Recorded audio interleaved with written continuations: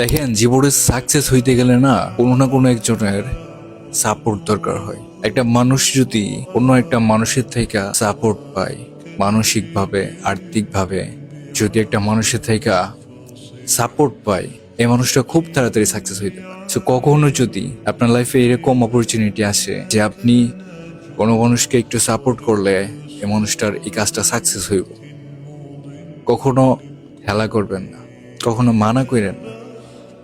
আপনি যদি এই কাজটা করেন, আপনার দিয়ে যদি একজনের উপকার হয়, আপনার দিয়ে যদি একজনের স্বপ্ন পূরণ হয়, আপনার দিয়ে যদি একজন লাইফে সাকসেস হইতে পারে, তাহলে এটা ধরে নিয়েন যে সৃষ্টিকর্তা আপনাকে পছন্দ কইরা একটা মানুষের ভালো কাজের জন্য উসিলা বানায় দিছে। আপনি সেই উসিলা যেটা আল্লাহ তাআলা নির্বাচন করেছে আপনারে একটা মানুষের ভালো করার জন্য। অহংকার করেন না, ফিরাইয়া দিয়েন না মানুষে।